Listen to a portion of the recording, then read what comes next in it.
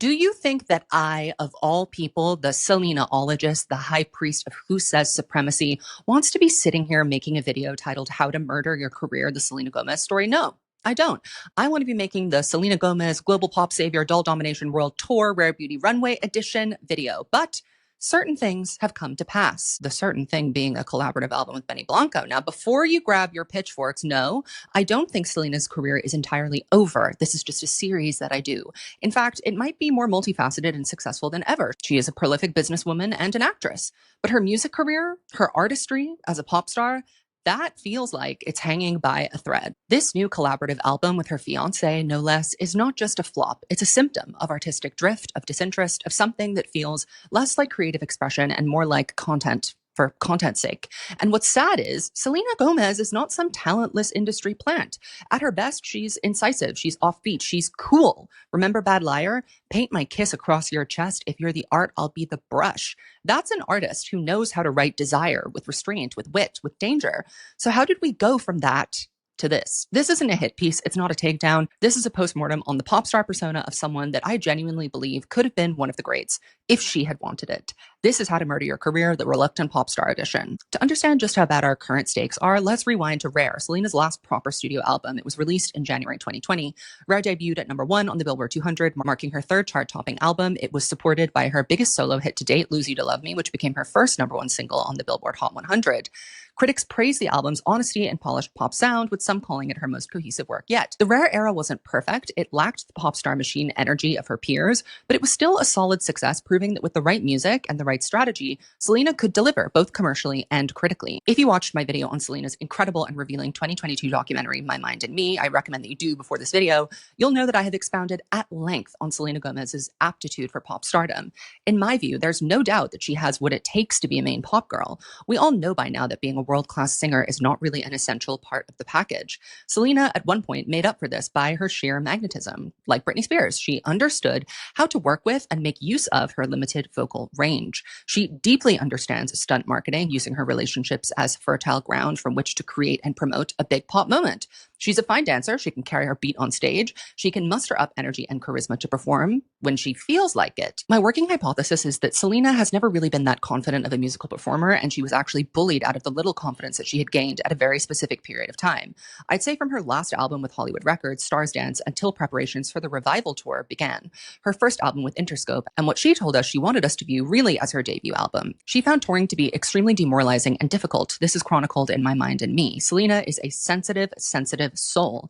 But pop stardom is one of the most brutal professions for someone with a gentle spirit. There was a period of time where Selena really took a beating from the public in terms of her musical aptitude. And we all know that Selena Gomez is terminally online. That really does not help someone who has a weaker emotional constitution. Selena was reading the comments saying, Selena can't sing, Selena pack it up. And pop stardom requires a self-confidence and a belief that borders on delusion. But I think that Selena Gomez has lost the ability to tune out the noise and zero in on her talent, because she does have talent, despite what the haters and naysayers will espouse. Breaking point and the final straw for Selena Gomez as a solo artist was undoubtedly, in my mind, her 2019 AMAs performance. She performed like she had given up, and the world responded accordingly. I don't think she ever recovered her confidence as a performer after that, but I'm getting ahead of myself. We'll be visiting this moment in depth later on. Now, some might say, aren't you just doing what you're accusing the media and the public of, bullying Selena Gomez out of music? No, I'm not, because I believe in her and her ability to make good pop and be an interesting facet of pop culture. So really my attempt here is to identify what makes Selena work as a pop star and to explain why that has eroded over time, while also trying to imagine a future in which I can say, Ms. Gomez, we are so back. To move forward, we gotta go back. I'm not going to completely dive into Selena's career origins, because what we really need to be focusing on is the music here, and this is a long video, as you're aware, but she was definitely launched to us, the public, as an actress first and a singer later. There was a big three trio of young tween pop stars on the Disney Channel. You know who it is. It's Miley Cyrus, Demi Lovato, and Selena Gomez. Selena was the last one of those three to push a musical product out the door. Her character on her flagship TV show, Wizards of Waverly Place, unlike Miley's character on Hannah Montana and Demi's role in Camp Rock and on Sunny with a Chance, was not inherently musical. So why did she transition into music? Well, because she was extremely popular. She was kind of seen as the chic, more mature option of the Disney girls, if you will, aimed at just a slightly older crowd, the young teen rather than the tween. And that's definitely reflected in the music that that she makes right out of the gate. In the late 2000s, Disney Channel had a well-oiled strategy to turn its TV actors into pop stars. Each young star was signed to Disney's own label, Hollywood Records, and given ample cross-promotion in the multi-channel network. From soundtrack tie-ins to music videos aired during commercial breaks, and Selena Gomez was no exception. She was a big recipient of that push. Now, why were they doing this? Disney had noticed that its earlier stars, Britney Spears, Christina Aguilera, and Justin Timberlake, had all been raised up to be triple threats that eventually took their talents elsewhere. All of Britney's major success, for example, as a solo artist, was found outside of the Disney Channel network. Hollywood Records, as an artist development label, was the solution to the company losing their growing stars to greener pastures. In my view, they launched Selena's music career kind of prematurely in a way to ensure that her artistic growth would be kept under the lock and key of their label. Why do I think this? Well, Selena had no specific musical aspirations at this time. This is a theme you're going to see throughout. Nor had she had any musical aspirations before she joined up with Disney. She liked to sing, and she was okay at it, but she had always felt that her real passion was acting. And she has relayed this message as she pivoted further and further away from having pop star as the first words to describe her. The trouble with launching Selena was, how do we make her competitive with our other artists? Demi Lovato and Miley Cyrus, who are so clearly in a musical league completely beyond her. Miley was just a force to be reckoned with as a vocalist and as an onstage performer, as was Demi Lovato, who also had the added skill of being able to write her own songs. Selena could not compete with Miley or Demi in either of these lanes, so Disney had to market her differently. Enter Selena Gomez and The Scene. The Scene was a studio-backed band that was assembled specifically for Selena's music career. It was not a traditional band that formed before finding their star performer and continued long after her. The Scene as an entity was never really important. Selena didn't really do interviews with them. They weren't prominently featured in music videos. They literally just served as a prop to differentiate Selena from her peers. By branding Selena as the front woman of Selena Gomez and The Scene, Hollywood Records avoided the Disney pop star stigma and gave her an air of credibility that a solo launch might not have had given her talent. This was especially important because Selena needed a unique angle. A band aesthetic allowed her to lean into a pop rock sound while masking her vocal limitations with production and instrumentals filling in the gaps. It also provided her with an easier transition from Disney, positioning her as part of a group rather than another Hannah Montana-style solo act. But the key thing to understand is that The Scene was always disposable. Selena Gomez and The Scene's debut record was probably the most artificial and constructed debut effort of the three stars, Miley, Demi, and Selena, simply because so much thought and effort went into differentiating her from them. Selena has one single writing credit on this record on a song called I Won't Apologize. Actually, one of the better songs on the record. This one is about her breakup with Nick Jonas. You see how she cooks when she's cooking an ex? This is a theme you will see repeatedly in her discography. I mean, she's Taylor Swift's best friend. What do you expect? It's funny to me that this was thought of by Selena and Disney as a very pop rock record because it does not even scratch the grit of Demi Lovato's Get Back.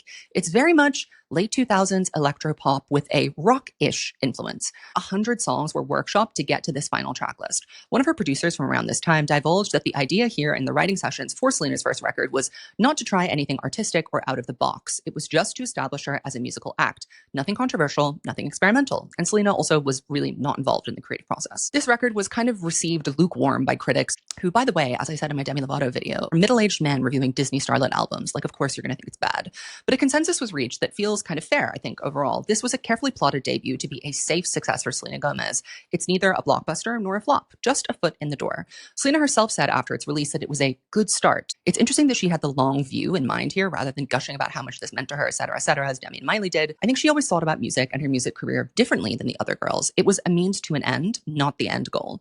There were only 2 singles released from this record, Falling Down, which didn't really make any noise, and Naturally, which became Selena's first bona fide hit. The song performed really well in the US and it cracked the top 40 and breached the top 10 in the UK, which is kind of crazy for a debut act from the Disney Channel. From the start, however, there were critical complaints about her light and lacking vocals. She has always been working against her natural capacity. The problem with rockish music is that the delivery kind of requires impact, and Selena's lighter, airier vocals weren't really able to deliver that, so it kind of highlighted her lack right off the top. Let's compare its commercial performance to the other girls' debut records. Miley and Demi both debuted at number 1 and number 2, respectively, on Billboard with their albums. Selena came in at number 9. Although she was falling slightly behind her peers, it kind of made sense as she was the last product out the gate and was taking her time building her next steps.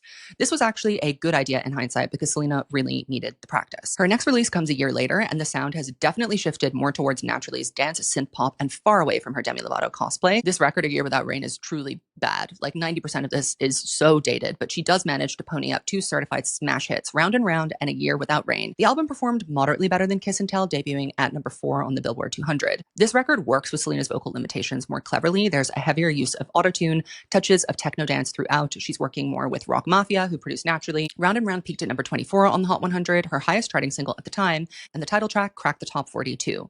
All the while, between 2009 and 2012, Selena is keeping up a pretty grueling touring schedule with the scene. It starts out small and slow with theaters, but eventually progresses to arenas internationally. Before we get any further into today's video, I want to say a huge thank you to our sponsor, SeatGeek. If you're trying to get tickets to Sabrina Carpenter's Short and Sweet tour, you've probably debated where you want to sit. Is GA Pit worth it? Are floor seats really better than the lower bowl? Your choice can totally change your concert experience, and that's where SeatGeek, the sponsor of today's video, comes in. With over 28 million downloads, it's the #1 rated ticketing app, and it makes comparing seats like you would at the Sabrina Carpenter show so much easier. They pull together resale tickets from across the internet, so even if the show is sold out, you can still find a great deal exactly where you want to sit. Look for the green dots. Green means good, red means bad. And of course, I've got a discount for you. Use code SWIFTOLOGIST10 for 10% off your next SeatGeek order. Click the link in the description, download the app, and the code will be automatically applied. Thanks again so much to SeatGeek for sponsoring this video. I think a key part of how Selena managed to eventually separate herself from Miley and Demi was that she stayed in the machine of Hollywood records and the Disney ecosystem, where she essentially had very little creative control, for a lot longer than they did. In 2010, when A Year Without Rain came out, Miley was already breaking away with Can't Be Tamed, and Demi was entering her post-rehab public sobriety era, both decidedly very adult and not very Disney-friendly. Selena was like the last woman standing in terms of respectable pop stars from this crop that Disney could still effectively market as family-friendly acts. I think that placed a lot of creative restriction and limitation on Selena, which she has hinted at later on in her career. But what's important to know is Selena was a very good Disney pop star. She did exactly what she was told. She was not embroiled in any major scandals. There is very little distinctly Selena mark left on any of this music. Selena's best work with the scene probably comes on their third record, When the Sun Goes Down. The first single is like a Disney Channel wet dream. Who Says is the greatest song ever made. Changed my life when I heard it. Song can unironically bring me to tears on any given day. It is an empowering anthem about self-confidence and self-worth, and you know what? Some of us needed to hear it. Apparently, it was the song that brought Selena back into the studio and ready to release another project because she heard it and loved it so much. She didn't write it, by the way. She was literally not writing anything at all at this point. The vibe of Who Says is very much what was in favor on the radio at the time. This is in the era of Firework, Born This Way, What Doesn't Kill You Makes You Stronger, Effing Perfect by Pink. It fit right in, and you know what? This song finally feels like we're getting something Selena Gomez out of this entire musical project. It suits her breathy, airy vocals, and you can really feel in her delivery that she means every word she's saying. I mean, who says you're not star potential? People across the world were moved to cry. People in Singapore. Me. Anyway, this song became for Selena Gomez a hit, peaking at number 21 on the Hot 100 and selling over 1 million copies. Then we have the next single, which is another one of Selena's enduring hits, although I think this was definitely a slow burner and an in hindsight hit. Love You Like a Love Song. This song was kind of meh when it came out initially, and it's only gone on to become more iconic in its lifetime. It's kind of like a camp classic because if you really listen to the song and how robotic Selena sounds on it, it's actually kind of bad.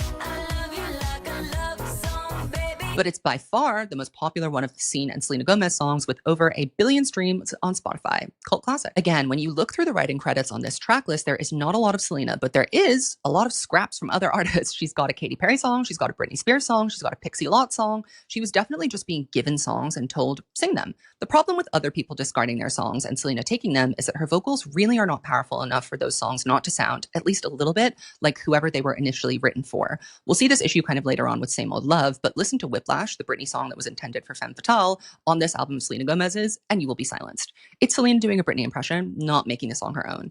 And how could she make the song her own when she had literally never been encouraged to do that and had always been instructed to, take her orders and play it safe? Then there was Hit the Lights, the final single. It's her last single with the scene, and it wasn't a chart topper, but the music video, that was iconic. This was gift and reblogged to death on Tumblr.com, and that's where all the bad bitches were. What's interesting about Selena Gomez and the scene is that they had no visual identity whatsoever until this record. It was all just like generic Disney AI-generated artwork and videos. This album's visuals definitely have a very 2011 feel to them, but they at least feel stylized, like we're trying to have a pop star moment. So we're attempting to get somewhere here, and with a few hits under her belt, she was really able to broaden her brand and take advantage of the Disney syndication while also starting to be taken seriously as a pop star. She could get honored at the Teen Choice Awards, then go on Good Morning America, then perform at the Jingle Ball, all while featuring on Disney's So Random and voice acting in movies like Hotel Transylvania and starring in the movie Monte Carlo. At this time, Miley and Demi were going through intense transitional periods, so it kind of left this vacuum for Selena to film. Plus, she had struck up a romance with a certain heartthrob, an incoming supernova whose fate she would be tied to forevermore, Justin Bieber. Now, was this a good or a bad thing for Selena? If we're talking purely from exposure, then it was good. If we're talking about negative attention, it was horrible. God bless any woman who dated a heartthrob at the height of their powers in the mid-2010s. You will be destroyed. Even Taylor Swift wasn't immune when she dated Harry Styles. So Selena tours this record and afterwards announces what would become a permanent hiatus of Selena Gomez Gomez and the scene. After years of being the good show pony and doing whatever Hollywood Records told her to do, working herself to the bone on tour and making television appearances to promote these albums, she decides, I'm going to go back to what I love, which is, of course, acting. Because you see, music has always been work for Selena. Acting is her passion. Now, why would she continue doing music if it wasn't her number one passion anyway? Well, the answer is simple: money. It's much more profitable to be a touring artist with merchandise and albums than it is to take the odd acting role here and there while waiting desperately for your perfect opportunity. Pop stardom is a level of visibility that is unlike anything else. Hilary Duff spoke about this in an interview recently when asked if she would ever return to music, and she said that being known as a pop star is like being a caged animal in public, basically. Everyone knows somehow where you are, what you're doing, who you're hanging out with. It's very invasive. I live a life like fully, you know, I can go to like a workout class. I couldn't do that when I was doing music. Like it's just a very isolating, your level of fame is just kind of like bigger because you're just on stage singing to all these people and you're in that town and everyone's, you know, knows you're there. And so you're just like, it's just, I don't know. I was very, very lonely at that time. We demand more from pop stars than we do from actors. And I think we accept that actors have a private life, but we expect musicians to want to share that private life, especially if they write diaristic confessional songs. Selena is, it seems, trying to shed her Disney girl image at this period of time in a certain but respectful manner. Wizards comes to an end and she's booked to star in Spring Breakers. This is a significant departure from kids' content. She's playing a confused, wayward girl embroiled in drunken madness, prancing around in her bikini on spring break. The movie was critically acclaimed, with some hailing it as a cult classic, but it didn't exactly open doors to an illustrious acting career for Selena Gomez. Her part in it was rather small. She goes on to star in, frankly, a bunch of flop projects that are very poorly received if they are remembered at all. Getaway, Girl, Rising, Rudderless, Behaving Badly. Do any of these titles strike a bell of recognition to you? Well, not really. The thing about music is it's a consistent form of both publicity and income. If your movie flops and you have a viable music career on the side, it just makes sense to keep the waters turning. So Selena ditches the scene and heads into her last full-length record with Hollywood Records. A couple of crucial things are happening at the time that she starts working on this record. Justin Bieber is a lot more famous, and she is kind of going around the world with him in this whirlwind, on-again, off-again romance. He rents out a stadium for them to watch a movie together, for example. She's also starting to get very sick with lupus, which is unbeknownst to the world and also to Selena Gomez at the time that it starts to happen. She's not in the best place mentally or physically going into creating this record. And before it even comes out, she says in an interview where she's supposed to be promoting the record that this might be her last record for a while. She says this over and over again. I love acting in film, and I don't feel like I've done enough of that. How long can you soldier on doing something that you really don't love that demands a lot from you? It's not like you can be a part-time pop star. She's tried and it hasn't worked. It really is a full-time gig. It's very difficult to be in an active record cycle while accomplishing literally anything else. What I find really compelling about Selena Gomez as a pop star is her indifference towards the gig and her kind of melancholy around it. While researching this video, I rediscovered this interview with The Guardian from 2013, where the author notes that Selena is quite sickly and she is extremely detached from their conversation. The interviewer is asking her about the album, about Disney, about Justin Bieber, and they notice how matter-of-fact and almost emotionless Selena is throughout their encounter. Here's what the writer says. She mentions wanting to work with Martin Scorsese as an ambition for the future, but is self-aware enough to joke that the feeling might not be mutual. She's not even sure of her career beyond this record. And here's a direct quote from Selena. You can't say what's going to be because you don't know. I could be gone tomorrow. Nobody would care if I sell another record, and nobody would hire me again. It's that simple. Her indifference here is so compelling to me because to be a pop star, you do have to be kind of deranged and you do have to want it really badly. But with Selena, Miley, and Demi, it was kind of just orchestrated for them and handed to them on a platter by virtue of being in the machine. That's not to say they didn't have to work for it, but a lot of the traditional barriers to entry were cleared by the force of this machine behind them. I think part of what made Selena's best work so animated was this, again, kind of detached melancholy. Her moodier, brooding works contained the most life and essence in them. But it would take a little bit longer to arrive at translating this very contradictory, almost seething discontent into her actual work. So anyway, back to the album Selena doesn't really seem to care about. She kind of attempted to market this as her big leap of independence and being more in the studio with the writers. She tells stories where it's like a novelty for her to be there while people are making songs for her, which is ironic because she doesn't have any writing credits on this album, like at all. The music is only slightly better than what she did with The Scene, and that's because it's mostly the same collaborators. Like this album shows that The Scene was truly just a marketing stunt because all of these songs could have been recorded with them and you wouldn't have noticed a difference. The record is, of course, Stars Dance, and the lead single is Come and Get It, which is probably what we can describe as Selena's first adult contemporary hit. Selena, however, is still living off pop star sloppy seconds. This song was originally recorded for Rihanna's 2011 record Talk That Talk, but she rejected it. If you listen to the song with Rihanna in mind, you will hear that it is a Rihanna song. But Selena Gomez has taken the mic, and you know what? The song slaps. It's an electro-pop, Bollywood-infused banger about wanting someone to come and get that good lovin' from you whenever they want it. As she sings in the first verse, you ain't gotta worry. It's an open invitation. When you're ready, come and get it. Now, we have to remember the context into which this song arrived. It was the birth of internet fourth wave feminism. There is outrage against songs like Blurred Lines, which is a song that kind of embodies the conclusion of it's an open invitation, come and get it whenever. And people are starting to speak up against these kinds of sentiments. Lorde, for example, has some pretty harsh words for Selena, calling her a bad influence. Amy Foster, a songwriter, also said at the time, it's not the idea that she's having sex or singing about sex or wearing sexy clothes that bothers me.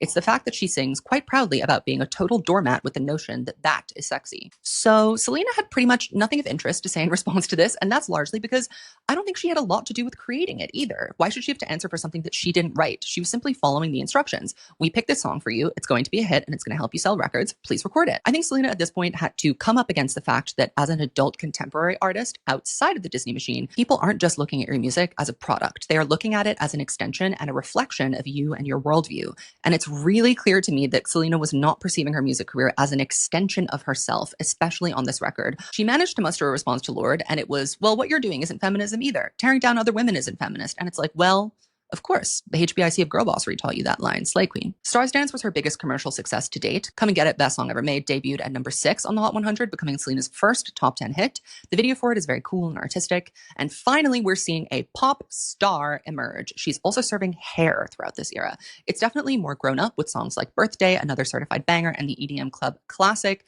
Slow Down, which was, I think, her first collaboration with Julia Michaels, and the album's second single, becoming a sleeper hit of sorts. And the album became her first #1 on the Billboard 200 albums chart. Let me say this. This is not the Jelena mess video, though I really could make that video if I wanted to. But what you need to know at this time about the Jelena mess is that the relationship is imploding very publicly in 2013. They are constantly shading each other back and forth. They're together, then they're not. He's commenting on pictures of Selena from random fan accounts saying he loves her when they're not together. This relationship took a huge psychic toll on a young Selena Gomez. However, at this time, Selena is still under contract with Hollywood Records, and she's technically a Disney girl. Selena tours Stars Dance in the USA and Europe, and she is supposed to bring the tour to Asia and Australia. I had third row seats for this, but at the end of 2013, she abruptly cancels the rest of the tour to spend time with family. Her and Justin Bieber are ostensibly over, and it is later revealed that Selena entered a treatment center that was specifically for treating addiction and trauma in young people. Her reps are emphatic that this is not for substance abuse, it is for trauma, and she later reveals that, in fact, during this period of time, she had been diagnosed with lupus and she had underwent chemotherapy to lessen her symptoms. Let's understand what lupus is before we go on, because I think this is something that we always have to keep in mind when we're talking about Selena's career evolution. It's not as simple as she flopped or she slayed. Lupus is a chronic autoimmune disease where the immune system attacks healthy tissues, causing inflammation and damage to various parts of the bodies. It can affect your skin, joints, kidneys, heart, lungs, and brain, and it can lead to very many different symptoms: fatigue, joint pain, rashes, organ complications. After Selena was diagnosed, she underwent chemotherapy, as I mentioned, and then later had a kidney transplant in 2017. So this disease has significantly impacted her health and her career. She took breaks from music and acting several times to focus on her health. She's canceled tours, and she's spoken openly about her struggles with fatigue, anxiety, and depression, all linked to her lupus. But despite this, at this point in her career, she's still releasing music and actually becoming an advocate for mental health awareness. I have a close friend who has a lupus, and I've seen how it manifests itself in your daily life. It can be an extremely unpredictable and debilitating illness. So it is kind of miraculous that Selena has managed to work at all at the level that she was. Something also that I've learned about lupus too is that it can take quite a long time to understand how it affects your body specifically and how to anticipate and try and prevent and treat your flare-ups. At this point, Selena was also struggling with undiagnosed bipolar disorder, so there is a lot going on for her. We're in 2014 now, so do I think at this point in her career, Selena actually has had the time to slow down and rejuvenate herself and rest? Well, no. She dove right back into work after getting diagnosed initially, and it seems that this forced break really had her reassessing the future of her career. She is in 2 movies that are released in early 2014, and neither of them are met with any critical acclaim. Selena then ends up firing her mother and her stepfather as managers of her career and hires professional management to shepherd her career from there on out. The Hollywood Reporter broke this news and said that it was because of Selena's strategy to move on into more adult-oriented fare in film and music. Keep in mind that also, at this point, Selena had really just been the good girl. She did what she was told. She sang the songs, she took the parts, she was kind of just placed and posed and told when to preen and smile. I think the shift in management is when Selena really came into her own as an artist, and that is no doubt represented in her first single with the new management and in her last contractual release with Hollywood Records, Disney's label. The single is, of course, the iconic "The Heart Wants What It Wants." The heart wants what it wants. This is a very important narrative shift for Selena Gomez. Before this, almost none of her singles and biggest hits were actually authored by her or mirrored anything about her life. And that doesn't really matter too much. You know, I've always said that pop girls don't need to write their songs to be iconic.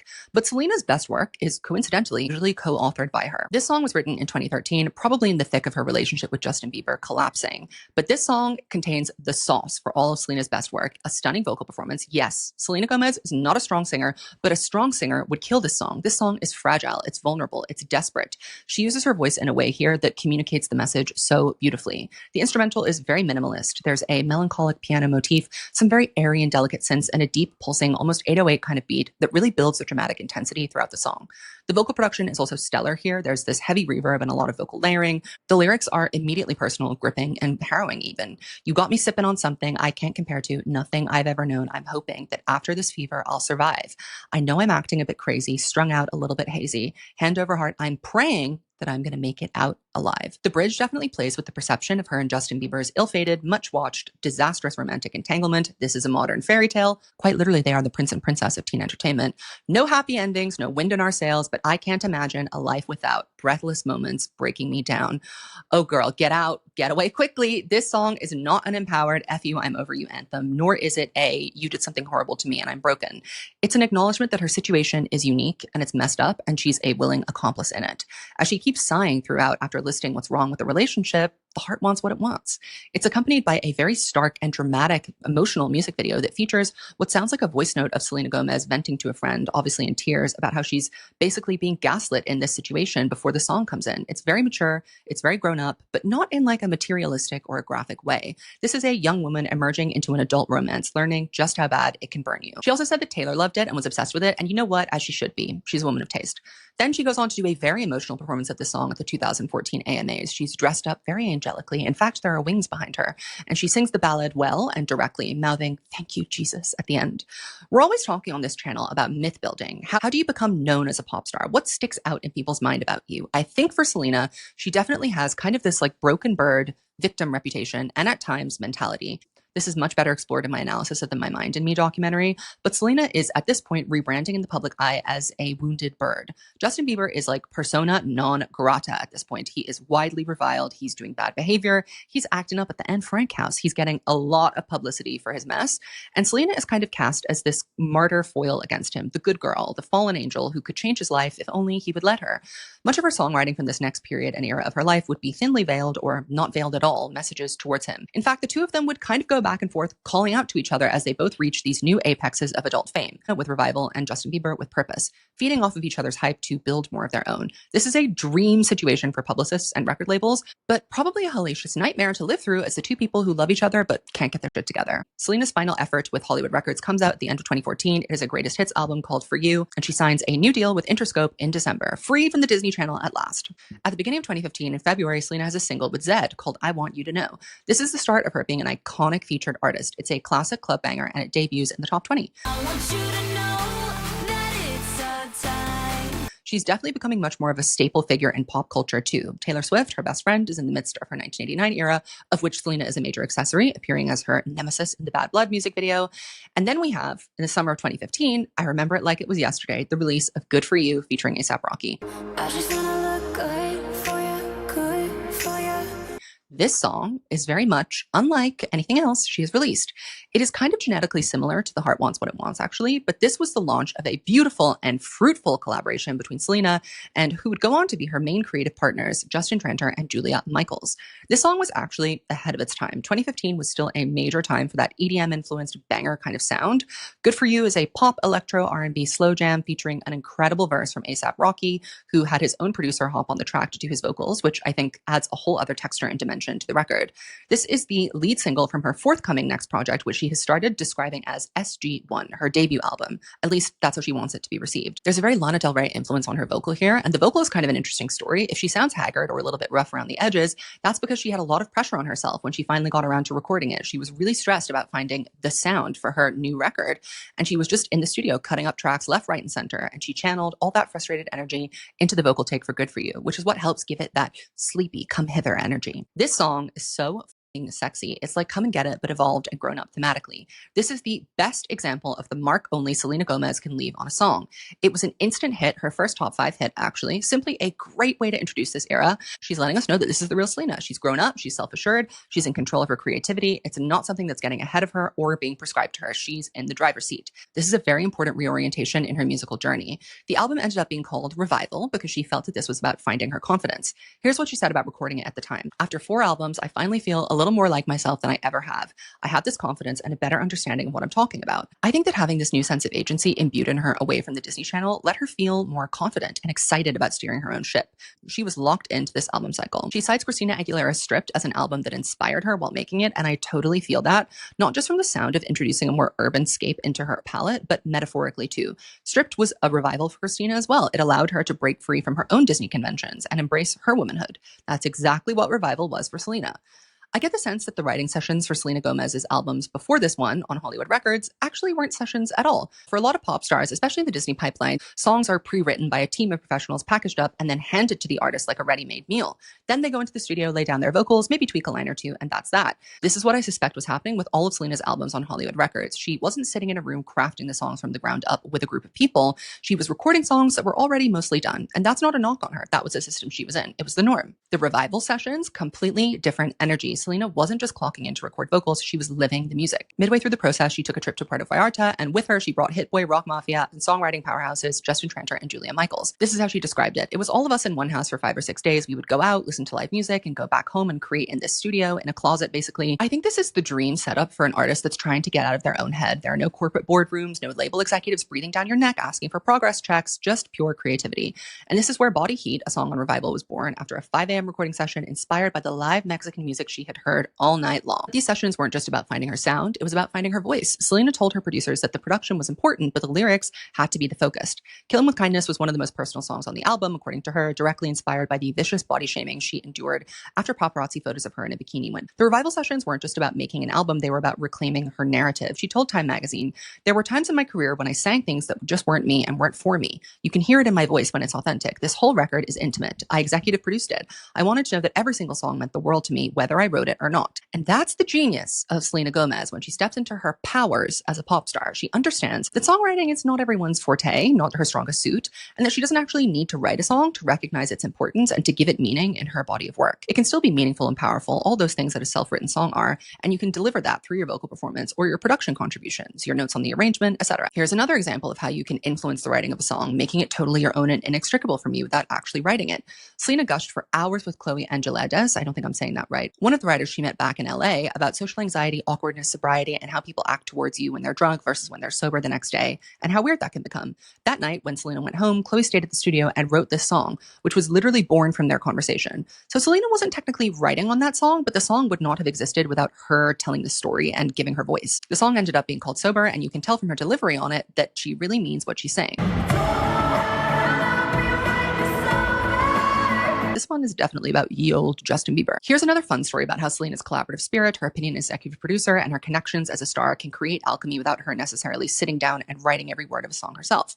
This is Selena in her own words explaining how Hands to Myself, a smash and one of her best pop songs, came together. Right when Good For You came out and the success was happening, we were celebrating, like we should just go in the studio for 4 more days. They called my label and the label was like, "We're about to go into mixing." And I said, I know, just let me get 4 more days. We did 3 songs and 2 of them made the record, Hands to Myself and Me and the Rhythm. When Hands to Myself started, we were just like, what are girls not doing? I want to know what girls aren't doing. I feel like I tackled the love, I tackled the emotion and the heart and how I view the world, but what's going to be super fresh? We had a cup and Julia was banging the cup onto the desk. Then she had this like Princey hook and said, what if we make it like a Prince song? And I said, oh my gosh, I'm obsessed. And within 24 hours, that's where Hands to Myself came from. It's probably the best song on the album, A Beautiful Accident. Can't keep my hands to myself. I mean, I could, but why would I want to?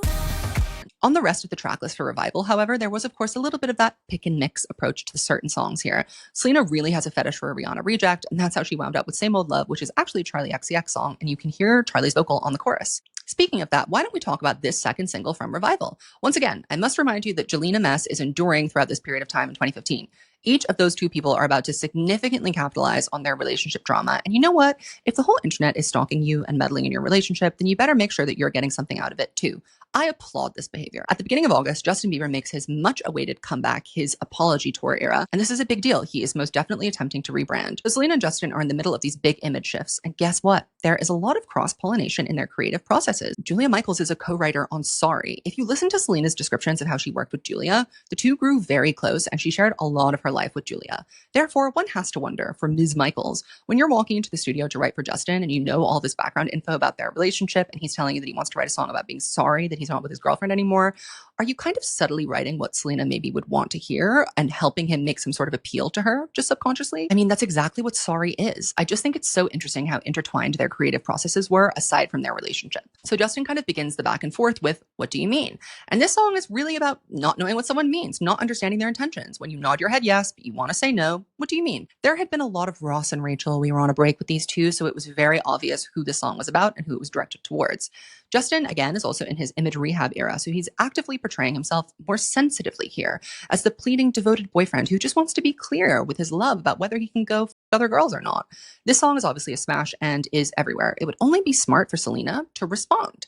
We talk a lot about beefs between rappers, but what about this back and forth between Selena and Justin? I mean, come on, it was excellent. 2 weeks after What Do You Mean comes out, Selena drops a second single from Revival, Same Old Love. And what is this song about? Being sick of that whiny little boy. Take away your things and go. She opines, you can't take back what you said.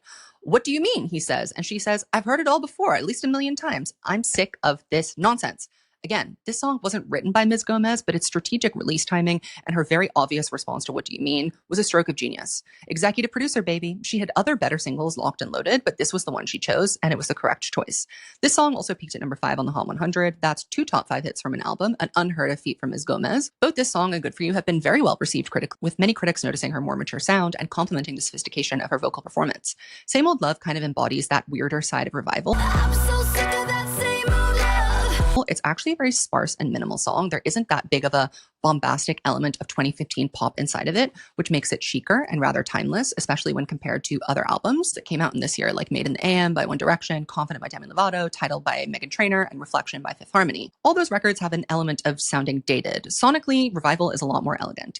Let's talk about the promotion for this record. Definitely more selective and less bombard you with her everywhere than the Disney strategy. She was in the UK doing Alan Carr and BBC's Live Lounge. Then she jets over to Paris to perform on Le Grand Journal. And at this point, it's just Good For You, which is an easy song for her to perform. That's the only thing she's got on the roster. It's not vocally demanding. Once Same Old Love comes out and closer to the album release, she's performing on Good Morning America, Ellen, The Tonight Show, SNL, and the AMAs, which is one of her best performances, can I just say. At this point, by keeping her televised American performances to big and notable events, there is an air of seriousness afforded to this project that you don't get when the debut performance of your lead single is done at the Radio Disney Music Awards for a bunch of 12-year-olds with braces. But with that increased exposure and seriousness came more scrutiny. Selena had always been more of a performer than a vocalist, and as she stepped into this more sophisticated adult pop space, people really started listening, and not everyone liked what they heard. Selena's voice has never been a powerhouse instrument. It's soft, it's breathy, it's restrained. It's a style that works perfectly in the studio when layered with the right production, but live, things can get a little dicey.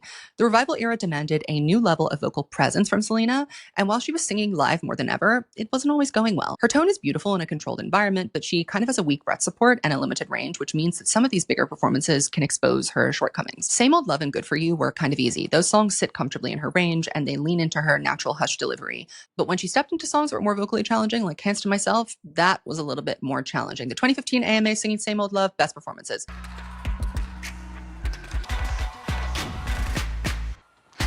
I'm so sick of that same old love.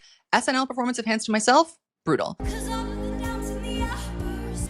Oh, I want it all.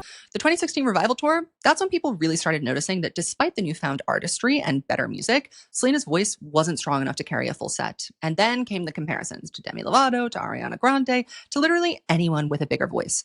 And this is where the disconnect starts to happen. Selena had successfully rebranded herself as a serious pop artist, but serious pop artists, especially female ones, are expected to deliver vocally. She wasn't just a Disney star with a backing track, she was a chart-topping artist with something to prove. And the industry, the critics, and the internet were not about to let her off the hook. One has has to imagine that this makes a sensitive person feel very attacked, judged, or straight up just not good enough to do what they're doing.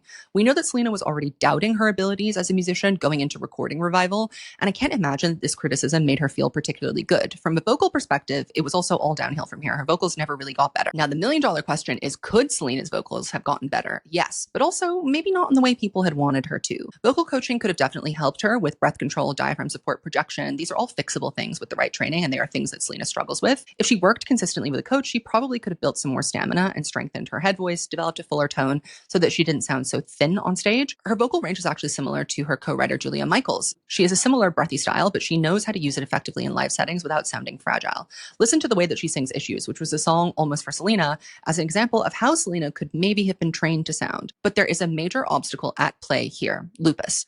Lupus isn't just some vague behind-the-scenes illness. It directly affects energy, endurance, and even your voice. Chronic fatigue is a huge symptom of lupus, and singing requires serious physical exertion. Even on days when her technique was solid, her body might just not have been up to doing the breath support. And that's before even getting into the medication side of things. Lupus treatments like steroids can cause swelling, muscle weakness, and changes in vocal tone, all things that can make it really hard to be a consistent live singer. So yeah, maybe in a different universe where she wasn't fighting an autoimmune disease, Selena could have trained her way into becoming a stronger vocalist, but in this reality, I think she was up against way more than just her technique. And this wasn't just about working harder, it was about working within the limits of what her body could handle. When the album comes out, it's very clear that functionally, Selena has arrived as a real pop artist. Here's a quote from the Time magazine review of Revival that I wholeheartedly concur with. In almost every interview around Revival, Gomez has claimed it's a fun record. The talking points are plentiful and conspicuously angst-free. Top 10 single Good For You, she claims, is about confidence. Same Old Love is presumably not about a breakup, but no joke, a healthy relationship with one's parents. The album itself is something else, and something more interesting. Gomez's strength may very well be, surprisingly, sadness. Her two best singles during the Revival era are also her most morose: Nocturnal promotional single, The Heart Wants What It Wants from last year's Greatest Hits compilation, and now Good For You, in which Gomez makes looking good for her man sound like searing a part of herself dead. That is an excellent assessment of this record and its strengths, and Selena's strengths. The tracklist is overall solid, strong. I would rate it probably like a 7 out of 10. As an album, it kind of falters a little bit when it comes to actually defining what this Revival is, what it means to her. There are some absolute bangers here: Body Heat, Me and the Rhythm, but my personal favorites are all of the singles and the song Sober. I also find her ballad about God, Nobody, to be strangely affecting, even though I am not at all religious. The iconic third single, Hands to Myself, nets Selena her third top 10 hit from this record, coming in at a respectable number 7. Selena's Revival campaign is only boosted by the success of Justin Bieber's Purpose, with 2 more of his singles, Sorry, which Julia Michaels co-wrote, and Love Yourself, being widely interpreted as about Selena. In the music video for Hands to Myself, Selena plays an obsessed fan who breaks into the house of a famous actor. She's lounging in his bed, she's wearing his clothes, she's parading through his home like she owns it, and then, plot twist, she's arrested. We think she's a delusional stalker, but the reveal is they're actually a couple watching a film of her own fantasy. This was peak Selena the pop star: vision, execution, a cultural moment. It's also when her personal life really starts to take a nosedive. I find it interesting how over and over again when I make these in-depth career analyses, so often it seems like a great success comes at a greater expense, and that expense is usually an artist's mental health. Hailey Baldwin enters the chat at the beginning of 2016, and the on-again, off-again situation with Justin Bieber heats up considerably. And yet, a few months later, he's posting pictures of him kissing Selena on Instagram. They continue to snipe at each other back and forth throughout 2016. And Selena's acting career is pretty firmly in the back seat at this moment. She's leaning into being a full-time pop star. And of course, that entails touring. This is something Selena has always found to be extremely difficult and triggering for both her mental health and flare-ups of her lupus. Touring is a massive physical undertaking that involves a lot of travel, not ideal for someone with an autoimmune condition. The Revival tour is heavy on her new stuff and only makes small gestures towards her past discography, reinforcing how Selena views this era as the real start of her career. Before it debuts, she talks up the show quite a lot, saying she's focusing on singing and not dancing as much. And now that is setting yourself up, Miss Girl, because the Revival tour vocals were rough. I'm saying turn the track up. She looked gorgeous, and the show was actually really cool, but there was something extremely off about Selena this entire tour. And we learn more about this in her documentary. She was, up until opening night, having these huge crises of confidence, breaking down in floods of tears, wondering what people would think of her, if they'd ever be able to view her as anything other than Justin Bieber's ex-girlfriend. It looks so bad. I have no idea what the fuck I'm doing. So I get the voice that comes in my head that says that you missed this, that sucked. It sucks the life out of me and I don't want to perform. He called me this morning about the song with Justin and I was like, I'm gonna just be good enough by myself. It's really clear at this point that they can and they do, but you see, your mind plays tricks on you when you're feeling low. And Selena wasn't able to see that. She couldn't see that truth. And you can see her lack of confidence while she's on stage throughout this entire tour. Extremely compelling to watch her go through this. And I feel like her and Jennie from Blackpink both suffer from this, seeming adoration of the limelight, but also a constitutional inability to withstand it. She is giving low energy, the vocals are widely clipped and mocked online, and this is something that would only grow more prominent as she performed more and became a bigger star. The vocals just don't get better. However, the tour sells well and gets okay reviews from critics who are unconvinced by her desire to actually be a pop star given her half-hearted performance. It was a very long tour that met an unfortunate end, just like her last one. Her lupus flared up, too bad for her to continue the international leg, so she canceled roughly 20 or so dates. To keep her name on the charts and her music on the radio throughout the tour, she continues being an iconic featured artist. First on Charlie Puth's We Don't Talk Anymore, and then again on Trust Nobody with Cashmere Cat, both very 2016 bangers. I love We Don't Talk Anymore. We don't talk anymore like we used to. There was also some drama between Charlie and Selena with him getting attached and her just kind of not responding to him.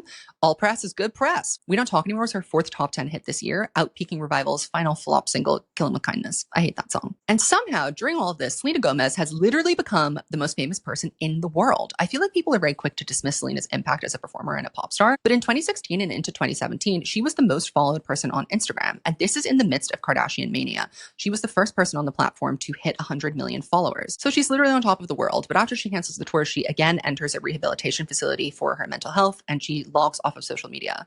And thus begins Selena's very complicated relationship with Instagram. This was before you were able to turn comments off, and she went through periods of time of being totally inactive on the platform, which was pretty unusual at the time, with her account being deactivated and reactivated all the time. You know how she is, messy boots. I have to imagine the constant back and forth with Justin was taking its toll on her, as well as the physical and mental demands of touring with all this new pressure on her and the world's brightest spotlight as the most followed woman in the world. Now, you remember how I mentioned that having a victim mentality or persona is kind of an essential part of what makes Selena such a compelling public figure, this wounded swan energy. That is on full display when she makes her first public appearance following this very publicized stint in rehab at the AMAs at the end of 2016. She looks phenomenal, by the way, in this gorgeous red gown. Here's what I love about Selena Gomez. She is an extremely complex, multifaceted person, and she is exactly herself in the public eye. I do not ever get the sense that Selena is being fake. If anything, being real is what's always getting her in trouble. So she gets up on stage at the AMAs, which is like a corny, insincere event anyway. No one really cares about those awards. It's not the VMAs or the Grammys. The speeches are usually just, I love my fans. But Selena makes a frankly inappropriate for the context and uncomfortable address of the elephant in the room.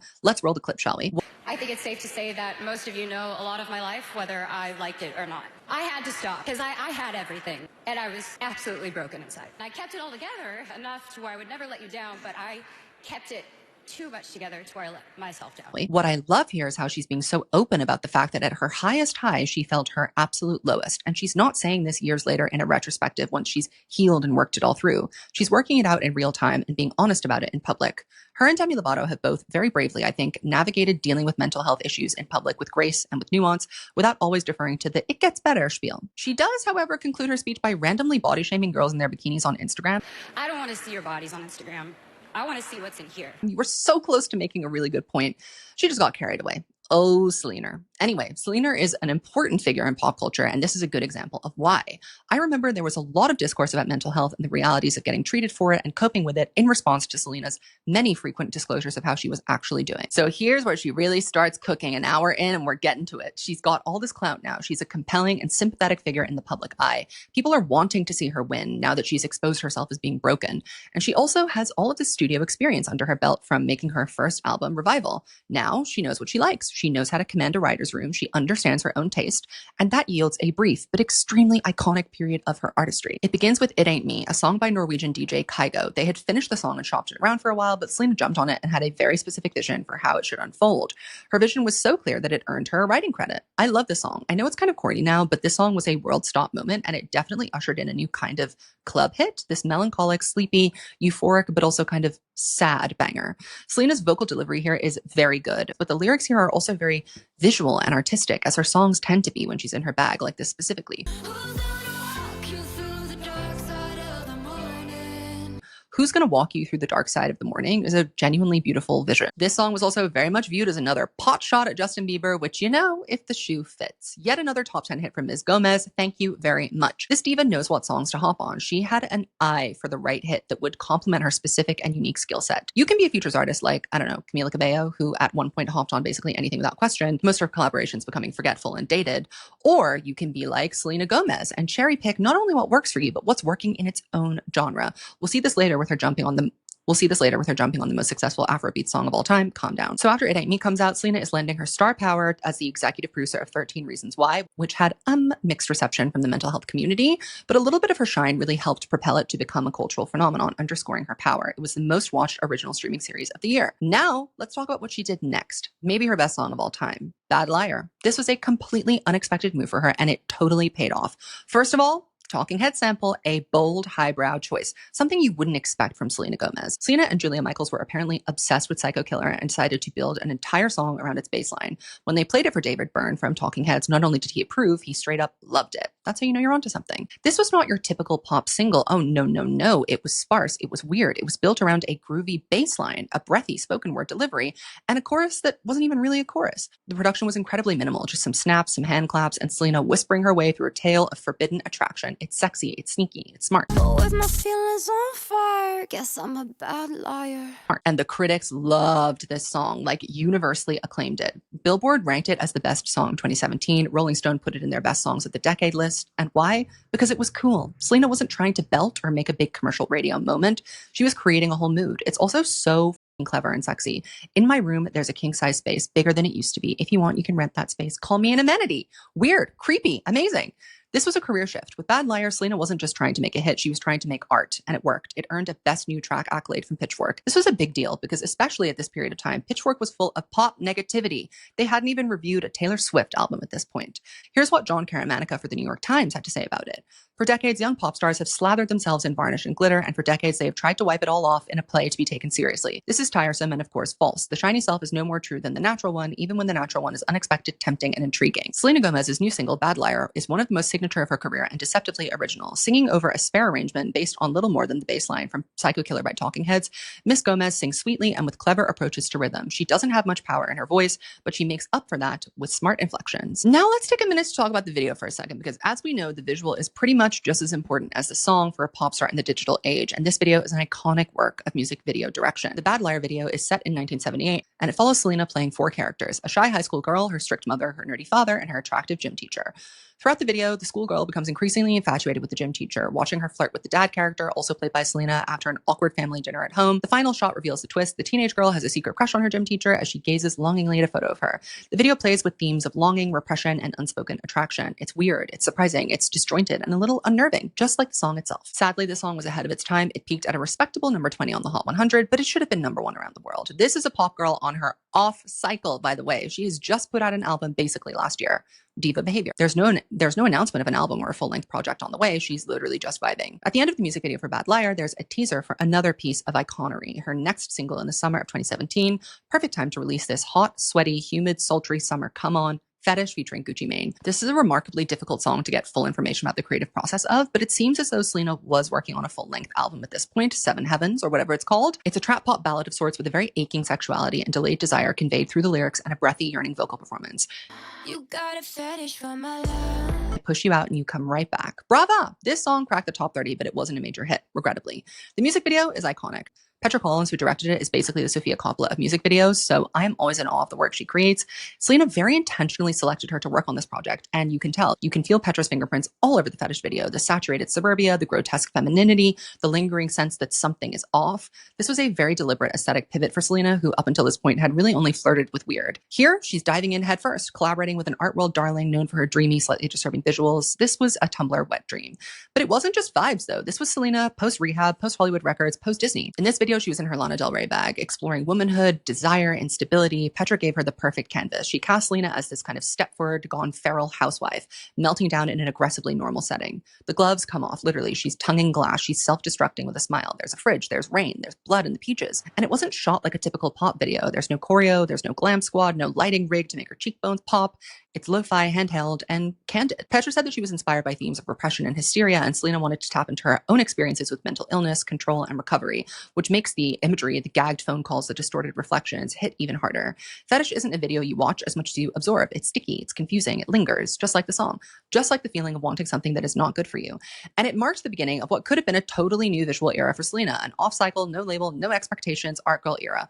But of course, that era didn't get to fully materialize, which only adds to the mystique, I think, and this is why people still bring it up to this day. Just a few months later, we learned that Selena received a kidney transplant, which she needed due to her lupus, from her friend Francia. Again, this is where I have to give Selena her flowers as a public figure, because this is a terrifying thing to happen to anyone under the age of 30, and she spoke about it with such grace and dignity. And I think overall, she has been such a warrior for people struggling with autoimmune disorders, showing that you can still live a full life, but not glamorizing the difficulties of the reality of making that happen. Again, this is all best expressed in her documentary. About a month after we learned this information, Justin and Selena are spotted together yet again, right before Selena announces her breakup from The Weeknd. Why they didn't make any music together, The Weeknd and Selena, is a goddamn mystery to me, because she was in her 2017 bag, and so was he. Then she has another feature come out, Wolves, and this is kind of like an It Ain't Me retread. It still bangs. Another top 20 single for her with very little effort. And I mean little. She does a performance of this at the AMAs and it is low energy to say the least. I guess the live singing comments got to her because she has reverted straight back to using a track. She is not singing live. You can barely see her through this performance with all the smoke on stage. Reluctant pop star, back at it again. The music video for Wolves is actually a vibe though, like very much in keeping with what she was doing artistically elsewhere. You see how all her features this year have been smashes? Well, hello, they all share the same DNA. This year so far, we've had It Ain't Me, Bad Liar, Fetish, and Wolves. Girl, we had an album. We had an album, and where the hell did it go? At the end of 2017, she's awarded Billboard's Woman of the Year, and I concur, Woman of the Year. She gives another teary and very gracious speech where she reemphasizes how important her platform is and how she respects the position she's been put in, thanking her team for allowing her to drive the ship creatively. This following year would have been an excellent time to release an album. Public goodwill towards her is at an all-time high. She's at her most creatively fruitful that she's ever been, and yet the demon re-enters the chat. And ladies and gentlemen, never underestimate the ways in which a boy can ruin your life. At the top of the following year, 2018, Selena is still messing around with Justin Bieber. They're on each other's Instagrams. Let the mouse go. Enough. We've had enough of you, you beasts. They're on again, off again. And Selena says, you know, I'm done with this. I'm over it. I've moved on. And then she releases Back to You. Back to You is the ultimate I can't get over him anthem. And Selena described it as a deeply personal track about that maddening feeling of knowing something's wrong for you and wanting to run back to it anyway. I wonder who that could be about. Musically, it's a shimmery mid-tempo with a touch of country pop twang and an EDM drop, very much in line with what she had been creating. Vocally, she's breathy and restrained, almost like she's trying to stay calm while she's spiraling. I know I'd go back to you. Lyrically, you could break my heart in two, but when it heals, it beats for you. Like, girl, get up. Get up. This song is not closure, it's a relapse. The Back to You video is one of Selena's most stylized and conceptually ambitious visuals to date. It's giving French New Wave pastiche, existential romance. Visuals are drenched in saturated color. There are these abrupt cuts and subtitles and that quirky, ironic edge that has been brewing in her Bad Liar and Fetish era. This wasn't just a cool video, it was a continuation of what had quietly become Selena's most creatively intriguing era. From Bad Liar's lo-fi storytelling to Fetish's unsettling domestic surrealism, she had found the sweet spot between indie film chic and pop accessibility. Back to You felt like the moment to cement that aesthetic with a full-length project. The vision was there, the audience was ready, the goodwill was peaking, and she had the songs. Girl, this was the time. But instead of dropping the album, she dropped the bag. To be fair, Selena has come out and said that shortly after this period of time, she experienced psychosis. Psychosis is a mental health condition where a person loses touch with reality. People experiencing psychosis may have trouble distinguishing what's real and what's not, which can be extremely confusing and frightening. It can be triggered by things like trauma, sleep deprivation, and substance use. So these are not ideal conditions to be a pop star in. When you really think about it, she had not rested since Revival came out in 2015. We're in 2018 now, and Selena has worked all the way through her issues of rest. Selena has a serious autoimmune disease that has required a kidney transplant. One of the most important things for coping with lupus is restful rest, not periods of time where you sleep well, sustained periods of rest. And I don't think Selena was really able to have that at all in her adult life up until this point. So I really do have empathy for her not releasing a project at this period of time. And you know, despite everything, Ms. Gomez still finds time to have a massive global smash hit. Taki Taki drops in late 2018 and becomes one of the biggest songs of the year. DJ Snake assembles a chaotic lineup for a reggaeton club banger held together by sheer star power and vibes. This specific sound on Taki Taki was about to crack the mainstream in a big way, the same way that the country pop inflected EDM of It Ain't Me was in 2017. You see how Selena knows a hit and can identify a trend when she hears one? She kind of floats in halfway through the song with a hypnotic little verse in Spanish. It's kind of unexpected, but it's proof that even when Selena's not well, even when she's barely there, she can still show up, whisper sing for 15 seconds, and walk away with a billion streams while stealing the show. Later this year, she surpassed Drake at the height of his powers to become the most streamed artist on Spotify. So she's the most followed person on Instagram and the most listened to artist in the world. She also hasn't released an album for 3 years, and she's kind of chilling for the rest of the year, as she should. I mean, she's accomplished enough. Then Selena's collaborating with guess who?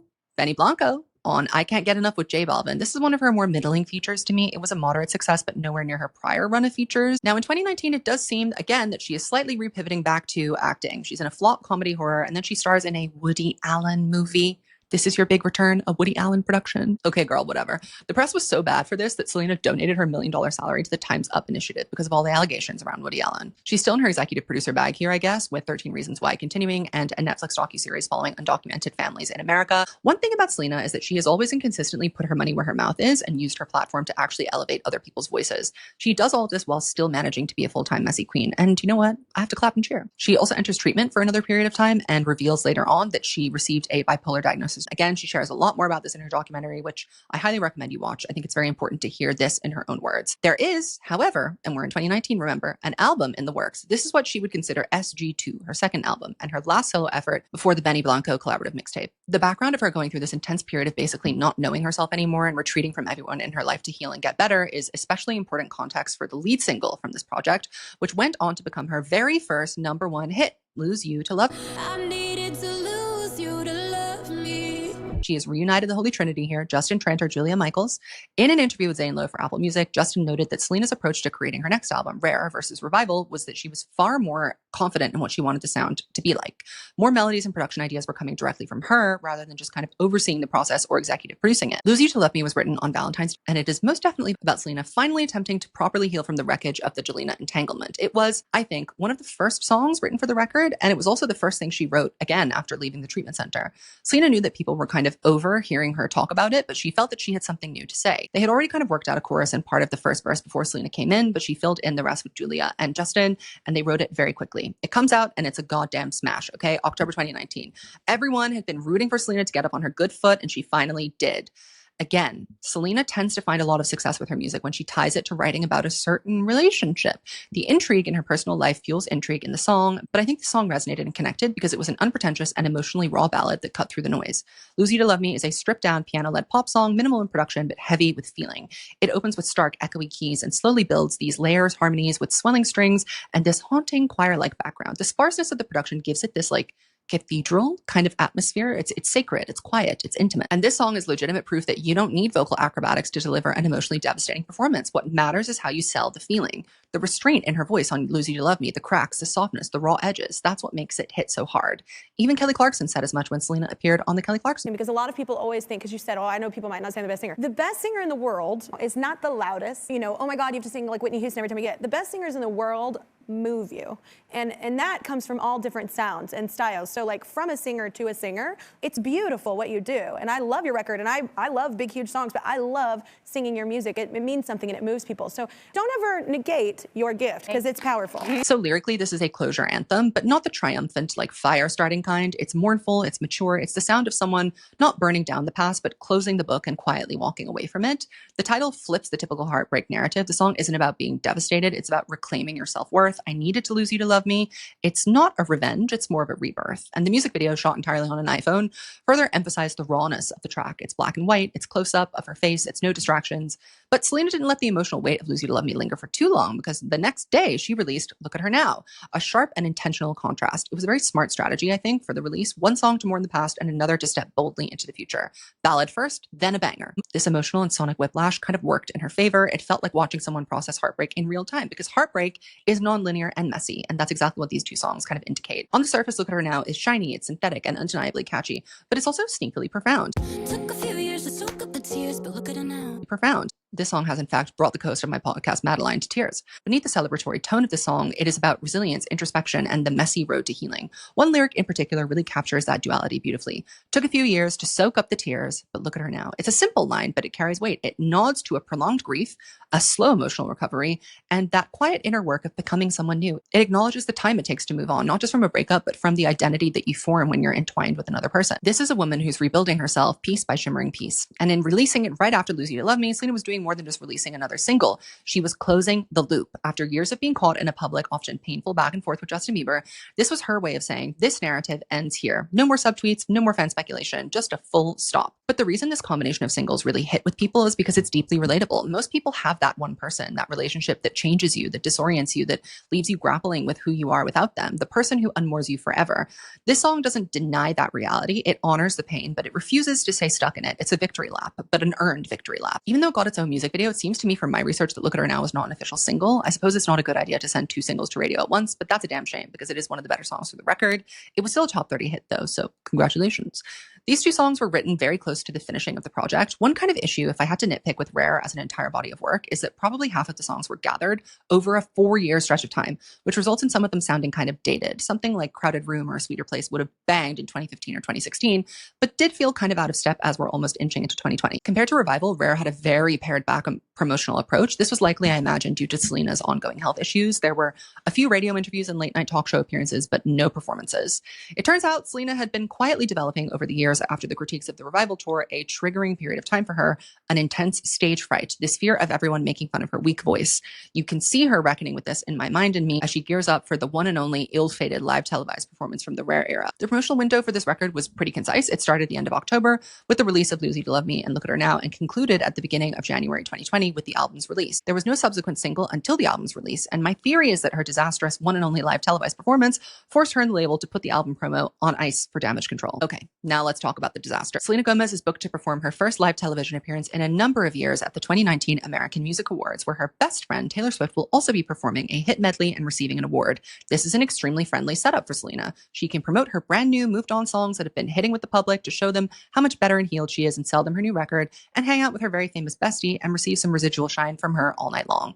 So what the hell went wrong? Firstly, I think Selena was putting a lot of pressure on herself. Even in the vocal rehearsals that she did before the performance, you can tell that she is struggling to hit the notes of Lose You to Love Me, which is objectively not a hard song to sing. She's very sensitive, as we know, and we also know that with pop stardom, especially when you're in an active release cycle and trying to promote an album, there is a magnifying glass placed on you. She was so fresh off the press from a really intense and disorienting year, and I think she kind of suffered the Demi Lovato curse of announcing that she was doing better than she ever was before she actually gave herself some time to process what happened. So she's put herself in this big comeback position, but I think inside she wasn't totally there yet, especially with her confidence. So as a result, Selena shows up at the American Music Awards, and immediately there is something off about her. Her opening performance is a medley of Lose You to Love Me and Look at Her Now, and from the opening notes of the song, you can tell that she's terrified. She looks extremely frightened, and she performs most of the song with her eyes closed, and it sounds horrible. Let's not beat around the bush. It really truly sounds like she actually just can't sing. I needed to hate you to love me. And I have to wonder why someone on her team didn't hear the sound check and go, oh, we need to get the backing track up. We need to put that on standby ASAP, because this is live. They cannot dub it over. You can't go to commercial. So Lose You to Love Me is a train wreck, but she has the chance to turn it around. It's not the only part of the performance. The set changes, and here comes the big part of it. Look at Her Now. This is vocally not demanding, and there's, a big production around her. She can kind of get lost in it. There's definitely a track here, and she's certainly not singing live, which makes me wonder who the hell set her up and turned the mic on for Lose You to Love Me. But either way, again, there's something off here. I think, in my opinion, Selena knew that she had screwed up the ballad, and her confidence dropped to below zero. She wants to get off the stage. There is no energy being given here. She stumbles through the choreography looking lost and confused. Taylor Swift is trying to stand in the audience and cheer on her bestie, but you can't put lipstick on a pig. This was a bomb of a performance. And the worst part is it didn't just bomb in a vacuum. This wasn't just some random promo slot on Good Morning America. This was the American Music Awards. Primetime, big room, big lights, Taylor's in the building, America's watching. It was meant to be a moment, the kind of moment that artists build their entire album campaign and rollout around, a celebratory capping off to Lose You to Love Me and Look at Her Now success. But instead, it sucked all the air out of the room. What makes this sting so much was how badly it interrupted the momentum of Rare. Lose You to Love Me had just hit #1. The girlies were rooting for her. The narrative was tight, heartbreak, healing, empowerment. But this performance made Selena look, frankly, incompetent, like she wasn't ready, like she hadn't rehearsed, like she didn't believe in herself. And that's a horrible vibe to put out there when you're supposed to be in your healing era. Even worse, it made her look lazy, which I don't think she is, but perception is everything in pop. And this performance opened her up to a wave of criticism that is not necessarily good for an album cycle. Social media was brutal. Tweets about how she can't sing, how this was the worst performance of the night, and how she looked completely checked out. It was all over the place. And the worst part, the really cruel cherry on top, is that the line "sang off key in my chorus" went from being a clever double entendre about her musical ex-boyfriend to a sad and embarrassing irony about her inability to do her job. The poetry turned on her. What was meant to be a moment of reclamation and clever subtext ended up feeling way too literal, and not in a good way. And it didn't help that this was the one and only live performance of the whole era. That's it. No Fallon, no Ellen, no SNL, no late night run, no radio promo. After this public stumble, Selena basically disappeared and gave up on the album campaign. She wouldn't release another single for 2 months, and the album Rare wouldn't come out until January. The rollout flatlined, and whatever emotional momentum Lose You to Love Me had built, this choked it out. And this is sad because I really do think she had something to say, and I think that Rare had an identity. But this moment cracked the veneer. It reminded the public of everything they love to accuse Selena of being: a manufactured pop star, too fragile to hack it live, carried by good producers and better friends. And that sucks, because whether it's true or not, it absolutely derailed the energy around the rollout. What was supposed to be a clean break from the Jelena saga turned into a reminder of it. And yet she was still affected, still shaky, still not 100% in control. And I think that's what made people pull back a little, because unfortunately, everyone knows what it's like to have that person, the one person who doesn't just break your heart, but completely ruins your sense of self. And when you say you're over it, and then you show up visibly seeming not over it or able to handle it, people don't know what to do with that. Sympathy turns into secondhand embarrassment. They want to look away. And that's exactly what happened. And that's exactly what happened here. People stopped paying attention. When Rare finally dropped in January 2020, it was met with a lukewarm but generally positive reception. Critics praised Selena's growth and the album's cohesive, breezy sound, a mix of sparkly synth pop, low-key R&B, and bedroom pop minimalism. It felt intimate and pretty, but also a little weightless, emotionally vulnerable, sure, but not always sonically adventurous. Still, it debuted at #1 on the Billboard 200, and it made it her third chart-topping album. A win on paper. But it didn't feel like a cultural event. It felt like a soft relaunch. The single Rare also served as the title track and the thematic backbone of the album. It's a mid-tempo, synthy shimmer of a song, not quite a banger, not quite a ballad, anchored by a message of self-worth. It feels like you don't care. Why don't you recognize I'm so rare? It's both an accusation and an affirmation. The music video, drenched in hypersaturated florals, fairy lights, and surrealist dreamscapes, leans heavily into Instagrammable aesthetics. It's beautiful, yes, but it also feels oddly disconnected from the emotional core of the song. Like everything in this era, Rare, the single, had potential, but its impact was kind of muffled. It didn't chart particularly high, and the lack of a clear visual or promotional identity didn't help it cut through the noise. I think this album rollout could have had a higher impact if we'd had a few more singles, and if she had gotten up after the AMA's performance instead of retreating and just kind of carried on. Vulnerable, album track, is one of her all-time best songs, co-written with Amy Allen of Short and Sweet fame and produced by Jon Bellion. I think this song is like the thesis to Selena's life, actually. Not because it's big or flashy, but because it strikes this perfect balance between softness and strength. On paper, it's a song about emotional exposure, opening yourself up to the possibility of pain. But the way Selena delivers it is not desperate or fragile. It's controlled, it's measured, almost clinical in its calmness. And the writing is some of the sharpest on the record, especially this section. If I show you all my demons and we dive into the deep end, would we crash and burn like every time before? I would tell you all my secrets, wrap your arms around my weakness. If the only other option's letting go, I'll stay vulnerable. It's a beautiful, compact thesis statement. What's so clever here is that vulnerability isn't framed as a loss of power. It's a conscious choice. Selena is essentially saying, I know what the risks are. I've done this before, I've been hurt, but I'm still willing to choose connection over self-protection, and I will put myself out there to get hurt again if that means that I can find love. And that's such a mature way to approach love, not wide-eyed or naive, very grounded, very self-aware. And that last line is such a dagger. If the only other option is letting go, I'll stay vulnerable. That's someone really choosing to hold space for intimacy, even if it has completely broken them in the past. There's a muted disco pulse underneath the song that kind of gives it enough drive to keep it from floating away. It's almost retro in its restraint. Vulnerable feels like it understands what Rare wanted to be, emotionally intelligent pop that doesn't scream but still resonates. We needed this to be the second single. Rare is a cute girl, but it's kind of an inconsequential song. I guess it served as a launching pad for her beauty brand though, so work, I guess. I think there's also definitely something to be said about the song People You Know, which is definitely a Jelena coded song. And we were talking about that. That was part of the subject matter of the rollout. Might as well bring it up. But also this song has interesting production. My dream rollout would have been Lose You to Love Me, single, Look at Her Now, single, People You Know, promo single, Vulnerable as the third official single with a good live performance and music video right as the album comes out. But no, this album came and went. It didn't really help that the pandemic happened very shortly afterward. I personally also would have added Feel Me, which ended up being a bonus track on the deluxe edition, into the pre-release lineup here. This song was a smash waiting to happen. It was performed very ominously and with feeling on the revival tour. It's sexy, it's angsty, it's kind of crazy. Fans were begging for it for ages. A missed opportunity. There was, in fact, a third official single for this record, and it came from the deluxe version of the album, which came out in April. The song is Boyfriend, and it comes with a very cool, cinematic, funny music video about Selena kissing frogs. I think this is another good kind of loop closer or narrative bookend. Not only is she healed from her past heartbreak, she's ready to have her heart broken again. This release definitely suffered from the pandemic, and the single didn't perform that well, peaked at number 59 on the Hot 100. The deluxe version also contains an iconic deep cut that should have absolutely been a single. You didn't think I wasn't going to mention this. Souvenir. This track is pure sensual escapism. It's not the kind of song that screams for attention. It purrs. It's the sonic equivalent of silk sheets and like hotel key cards, fleeting intimacy.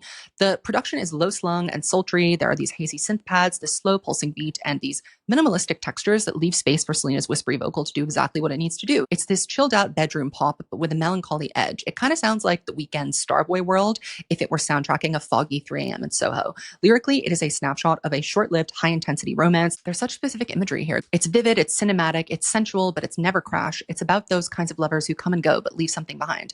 And the metaphor at the center of it is brilliant. Take my breath, a souvenir that you can keep. Like, you don't get me forever, but you'll remember me. It's quietly powerful. And again, this is one of those tracks where Selena's delicate, breathy vocal works perfectly. It sells the haze, the mood, the distance. The whole song feels like a memory that's still warm to the touch. Honestly, it's a standout, both lyrically and sonically. And the fact that it got buried on the deluxe edition and never got a visual push or a moment is borderline criminal. So after this, it's back into what else can I do that's not singing? At this point, she's definitely made her mark as a pop act and has the leverage to put that aside for a while and explore other ventures. And indeed, that's what she does. There's a cooking show that is hugely successful. Her documentary is announced. However, because she's Miss Feature Queen, she continues to pick and time her releases cleverly. Kind of crazy the power of a Selena Gomez feature. She always knows when to hop on a sound or a trend at just the right time, notably here with Blackpink on Ice Cream, smack bam in the middle of the second K-pop wave that brought so many idols to a new level of Western fame. Do I think this release was that good or the song was very good? No, not really. But it was smart and it made an impact. Then she does kind of a curveball, and in 2021, she releases her very first Spanish language project, an EP called Revelacion. This was a smart move. First of all, she's been talking about wanting to do something in Spanish for years. She's released Spanish versions of some of her songs going all the way back to the scene days, and the timing here felt very intentional. She had just wrapped a string of high-profile features, and she bought herself some breathing room from the pressure of creating another full-length English album. And, you know, she's a trend forecaster, and the Latin music market was booming. Artists like Bad Bunny and J Balvin and Rosalia were dominating global streaming platforms, and Selena, being a third-generation Mexican-American woman, had the cultural connection and industry clout to kind of step into that space credibly. What's interesting is that Revelacion doesn't feel like a throwaway side project or a gimmicky genre hop. The sound is cohesive. It's sleek, modern reggaeton, pop, and electro-Latin production, helmed in large part by Tiny, I don't know if I'm saying that right, who is known for this kind of sound. The EP really flows well. It's short, it's tight, and surprisingly elegant. Songs like Baila Conmigo and De Una Vez show her leaning fully into the language and the aesthetic, not just dipping a toe in. And vocally, she sounds good. Selena's soft, breathy delivery actually really suits the genre, and she's not pushing to sound like someone she's not, which helps the whole thing feel more authentic and convincing. It was well received critically, and people appreciated that she took the music seriously, hired the right collaborators, and didn't try to over-sing or prove herself. It was nominated for a Latin Grammy and even hit #1 on Billboard's top Latin albums charts, which is wild considering that she's not a native Spanish speaker and this was her first ever full-length Spanish release. In many ways, Revelacion was Selena saying, I'm not going to chase the pop charts right now, I'm going to do something actually that I want to do. And that's a power move. It bought her more goodwill, it expanded her audience globally, and it gave her more time to quietly work on other projects behind the scenes. It was low-key but clever. Classic Selena. Then she's got the acting bug again, and she stars and executive produces in Only Murders in the Building alongside Steve Martin and Martin Short. These guys are legends in the film industry, and proximity to excellence in a field certainly doesn't hurt when you're trying to establish yourself in it properly. Remember, Selena's true passion, according to her, is acting. This was her big acting break, I would say. She's won and been nominated for several awards due to her work here, with critics specifically noting how she holds her own amidst these two heavyweights. She also reprises her role in the final installment of Hotel Transylvania. She has a non-consequential feature with Coldplay around this time, kind of a rare miss for her. It wasn't bad, but it was kind of boring. And then just when you think she's quietly taking a back seat again, she pops up on what turns out to be one of the biggest global hits of the decade. In August 2022, Selena jumps on the remix of Calm Down, a song by Nigerian Afrobeat star Rema, and it's a textbook example of how to elevate a song without overpowering it. This is one of her greatest gifts as a feature artist, knowing when to blend in and when to bring that signature Selena softness. The original Calm Down was already bubbling as a global Afrobeats hit, but adding Selena gave it this mainstream US radio viability and opened it up to entirely new markets. It wasn't just a feature, it was a very strategic cosign that helped bridge African pop and Western charts in a way that we hadn't really seen since One Dance. And she does it in Spanish and English language markets, which is no small thing. The remix kept the heart of the song intact, that breezy, hypnotic, danceable energy, but Selena's verse added just enough new flavor to make it an interesting value proposition for a new market. The results, staggering. It peaked at #3 on the Hot 100. It's her 9th top 10 hit in the US, and it was the highest and longest charting African artist-led song on the Hot 100. Billboard has called it the biggest Afrobeats crossover hit, and by metrics alone, it is Selena's biggest hit. You see how she smashes and slays even on her day off? What could go wrong? What could ever go wrong? Well, we're getting there. We're getting there, I promise. In late 2022, Selena released My Mind and Me, a raw, unsparing look at her mental health journey, her relationship to fame, and the emotional toll of trying to keep all the plates spinning as a pop star, actress, businesswoman, and public figure. It was filmed over a 6-year period, beginning around the revival era and continuing through her lupus diagnosis, kidney transplant, bipolar disorder diagnosis, and the recording of Rare.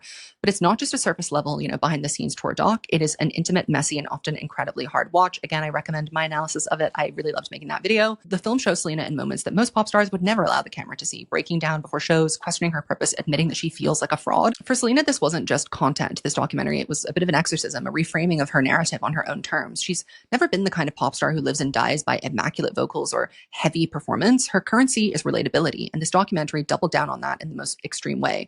It pulled the curtain all the way back, and in doing so, it made her humanity the headline. Not the chart stats, not the beauty line, not even the music. Her. She also launched one of the most successful beauty brands of all time with Rare. Okay, so all this to say, Selena is booked and busy doing mostly everything except being a pop star. Her focus focus is very clearly when 2024 rolls around, not on pop music. She is much more excited to promote her role in the Netflix movie Amelia Perez, for example, than either of the 2 standalone singles that she releases this year, Single Soon and Love On. Let's just be honest and cut the BS. These aren't good songs. Single Soon went #1 in my household, but I can acknowledge it's not a great song.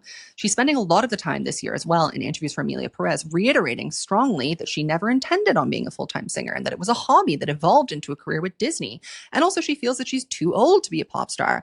However, she contradicts herself on this topic all the time, and as per usual, she later goes on to say that music won't go away. She's just putting it on ice for a second. Girl, let's pick a lane. Let's get into Single Soon and Love On, the 2 pop songs that are meant to signal Selena's return to music, or at the very least remind us that she's still technically a pop star. The issue is, they don't sound like music being made by someone who's all that interested in being a pop star. They're not offensively bad, but they're corny and dated, and feel like something she cooked up during a lunch break between Rare Beauty meetings. There's no direction, no evolution, no spark. These tracks really do feel kind of like a regression. They seem like music that's being released out of obligation rather than inspiration, which, if you believe what Selena says in interviews, might actually be true. She's made it clear that music isn't her main focus anymore. But if you're going to put something out, people will compare it to your best work. And in that context, Single Soon and Love On feel like afterthoughts. Stylishly packaged, algorithm-friendly, but forgettable. Guess who produced Single Soon? Benny Blanco. If you're unfamiliar, Benny Blanco is a prolific producer of some of the greatest pop music ever made. Teenage Dream, heard of it. Love Yourself by Justin Bieber, heard of it. TikTok by Kesha, heard of it. When you dig into his production credits, though, he hasn't been a producer of a great hit for like a number of years now. So it's not like he's a Max Martin, someone with a very strict track record of hit making contemporarily. It's definitely hit and miss with Benny Blanco. So where is Selena's career as a pop star at this moment in 2024? Well, she's falling off. Her features are kind of stalling, and her standalone singles have made approximately 0 impact. It doesn't help that she was doing this in the middle of 2024, a prolific year for pop girls. She had a lot of competition, but I still believed there was an artist in there somewhere, even in the wake of Love On and Single Soon, which suggested otherwise. So now Benny and Selena are together. These 2 crazy kids, they get engaged. They're posting stuff from the studio, threatening to release new music. And you know what? When I saw Selena finally back in the studio with Benny Blanco, I said, oh my God, she's back. Finally, she's back. We're so back. We're gonna get some interesting food. Little did I know how wrong I would be. Were people other than me, a diehard Selenator, tuned in for more Selena music at this moment in time? Maybe, if it was for her solo work, but certainly not with a collaborative album. I think the public has grown weary of Selena as a features artist in general. We don't pay attention to it anymore. Sure, songs like Calm Down rack up billions of streams and break records, but because Selena's contributions to her features in the 2020s have mostly been as a supporting character, I think people's general interest in her solo work has fallen off. If the chart performance of those 2 standalone singles indicate anything, and if the chart performance of this latest album indicate anything, this is true. Remember, the last and enduring image that the public has of Selena Gomez as a pop star is her AMA performance. We know her now as the messy queen, owner of Rare Beauty, who gets in spats with Hailey Bieber online, philanthropist, person who loves deleting her Instagram, etc. We know her as everything but a pop girl at this point. She's also spent years reminding us over and over again that actually she never really wanted to be a pop star in the first place. It was just something she did for fun. No, wait a minute, scratch that. I have 1 album left in me, but after that, I'm done. Something that really concerned me about Selena's artistry when I was doing the research on this horrible mixtape with Benny Blanco is what she said in this interview with him. I can't recall if it was the Hot Ones interview or another one, but she said something to the effect of, I don't think I could ever make music again because I've said everything I have to say. I can't think of anything else to come up with. This is partly due to some trauma from her experience of being publicly crucified for her musical abilities or lack thereof, but I also think this touches on a deeper fear that she has of only being able to create music as a response to one specific situation in her life. Because when you really think about it, her major moments in music, the most commercially successful ones at least, are all tied to her relationship with Justin Bieber. Pop stars and their labels measure their success by these numbers a lot of the time, so it wouldn't surprise me if Selena's noticed a correlation between scandal and musical output performance. I can understand why, when she's in a new relationship and has moved on, she might feel as though she has nothing left to say in that circumstance. I don't believe that's true because we have Bad Liar and Fetish to disprove this, but I do understand why Selena might feel that way. Anyway, that led to her handing over the reins to her collaborator, Benny Blanco, to drive the creative vision and direction of this project together. That was a mistake because Benny Blanco is a producer, not an artist, and there's a clear reason why. Again, I don't believe Selena cares that much about music anymore. She's told us this hundreds of times, and maybe we should just start believing her. A lot of the stories that have been told about their creative process here revolve around Benny Blanco pulling something out of her, recounting a dream she had, writing down things that she says in conversation. He does that because he's a musician, and when you're a creative, you have this impulse to write things down and collect them for later. You're like a magpie, and you hoard interesting thoughts and ideas like shiny jewels that you want to keep in your nest for a rainy day. I don't know if Selena has that artistic impulse to consciously think of connections between her emotional inner life and how to express that through her art, or even does she have the impulse to express her emotional inner life through her art anymore, but specifically through the medium of music. The Selenators might try and make you think that this album is some sort of commercial juggernaut and that everyone loves it and that I am the only deranged hater who says it's bad, but the one and only review so far at this point, this is Saturday, the day after she released the album, from a critic at The Guardian that's out currently, rated this 2 out of 5 stars, and I bet a good chunk of money the rest of the critical census will concur. Whether her fans like an album or not is immaterial material because they are delusional fans. She could fart into a mic and everybody would clap and cheer. I still have Katie Katz in my comments on a daily basis talking about how good 143 is. But numbers don't lie, and I Said I Love You First has been a dismal performance for an artist of Selena's caliber. It has one single, Call Me When You Break Up, which is the most radio-friendly thing on it, and that peaked at number 58 on the Hot 100. You can say she wasn't trying to create hits, but that song was very clearly designed to be a hit, and yet it still couldn't clear. Love On, Single Soon, designed to be hits that couldn't clear. This is Selena's first album without a top 40 hit, like, ever. That's a huge fall from grace from the woman who was once the most streamed artist on Spotify. So what happened? First of all, collaborative albums are hard to execute, especially between romantic partners, because the unique selling point of the project is that people care about your relationship and your love. Unfortunately for Selena and Benny, their love has been routinely mocked on the internet. I don't think that's right, but there have been months of viral memes about how gross their relationship is due to, one, the fact that they are kind of corny, let's be honest, and two, because people think that he's not good looking enough for her. I think Benny is actually kind of a pleasant and funny guy. I really enjoyed this long interview with him where he explained how he made all of his greatest hits. But putting that aside, it's pretty clear that the public on the whole was not interested in hearing more about these two matching each other's freak. What could have persuaded the public to be interested, you might ask? Well, maybe a hit from these two alleged hit makers. The rollout of this record was a mess, largely because I think Selena is too lazy to promote her music properly, because she doesn't value it or consider it to be important to her. How else can you explain the lead single having a vertical front-facing iPhone camera music video? The first release from this record is an extremely dull ballad that no one cared about either. Their announcement of the album also failed to really state a mission, vision, or purpose for the project. The theme was We're Engaged. That's where it started and stopped. Hence people's confusion when the lead single came out, Call Me When You Break Up, because what exactly are you referring to here? The song is too short to tell a full story and also features Gracie Abrams, which is presumably an attempt to drum up some interest in this beleaguered project. Where is Benny Blanco on any of these songs? How is this a collaborative album when he's just doing what he usually does, produce? And Call Me When You Break Up is not a song. It's a ringtone. It's boring. It's lazy. It's half finished. The entire record is half finished. I think they thought this one would be the smash that would save the album, but alas, it wasn't. Again, nobody moved. We've got Tate McRae out here dancing for her life and Lady Gaga doing her usual actual innovative musicianship. There is no bandwidth for mid-Selena Gomez songs. We've had enough. It's also a tight runway for album promo and release, with just over a month between it coming out after the announcement. Then comes Sunset Boulevard. This is a deeply frustrating song because it could be good, but the vocal production damn near ruins it. We get this big budget, glossy, gorgeous music video, but again, now I have 3 songs in my hands from this album: a dreary guitar ballad, Impression of the Carpenters, a ringtone with Gracie Abrams, and this unfinished demo from a 2017 Selena Gomez era. What is the point of this? What do you want me to do about that? It all just feels so vacant and lazy and hollow. The album comes out and you know what? More of the same. There's Charlie XCX impressions. Lana Del Rey impressions is really the biggest crime on the record. So many of these songs, again, feel like half-finished thoughts. Take Cowboy, for example. They were almost cooking on that one, and then they just let it evaporate into ringtone land with all the other tunes. Let's take an example of an undercooked moment here that betrays the shallowness that runs through the project. The song How Does It Feel to Be Forgotten is a song that wants to desperately live in the shadow of Lana Del Rey, but lands more like an off-brand diary entry from someone who heard Norman Rockwell exactly once and decided to write a breakup song in lowercase. Everything about the production is mimicking Lana's sonic DNA, the slow woozy strings, the muted percussion, the haze of nostalgia, but the lyricism doesn't just fall short, it collapses. Selena sets up the object of the song, presumably an ex, just as someone that you should dislike, for no particular reason, just because he's her ex. You walked in, big ass grin, talking like we're friends, honey, what are you thinking? It's meant to be biting, but there's no precision in the cut. It's broad, it's generic, and it reads more like a subtweet than a fully realized statement. She positions herself above him, elevated, cool, healed, but without giving us any of the context or conflict that would make the superiority feel earned. You get the sense that she's trying to deliver a "your poetry's bad and you blame the news" moment, a lyric that Lana used to eviscerate a pseudo-intellectual man-child in exactly 8 words. But Selena doesn't have the language or specificity to land that punch. Instead of something devastatingly observant like "your poetry's bad and you blame the news," we get "you're so embarrassing, go cry when no one's watching." And that's the problem. It's all attitude, no insight. It's not witty. It's not bruised. It's not sharp. Lana's lyric stings because it reveals character. You know exactly who that man is in those 8 words. Selena's lyric just makes you wonder what the hell happened and whether the writer even knows herself. This song wants to sound like the unraveling of a past relationship, but it's really just a recollection of vague insults delivered over a washed-out mood board. If Lana gives you tragic poetry under neon lights, Selena's giving you Starbucks cup with closure written on it in Sharpie. Most of these songs are Lana cosplay, minus the pain, minus the poetry, minus the precision. And here's the most damning part about this record. It's not technically bad. That may sound like a compliment, but trust me, it's not.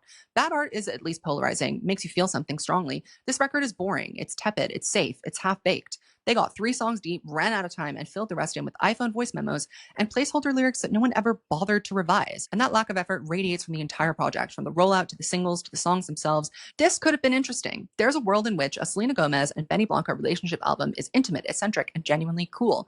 But this isn't that. This is a brand extension with some synths thrown in. And that's what makes it feel like the final nail in the coffin of Selena's pop career for right now. Because if this is the passion project, if this is what she gives her time, her energy, and her love to, then what are we even doing here? This isn't a woman in her pop star bag. This is a woman who's murdering her career softly, one vertical video, one unfinished ballad, one keyhole bed photo at a time. And so here we are. I Said I Love You First should have been the start of something, a vulnerable, evolved pop star moment maybe, but instead it felt like the end of a long, slow fade.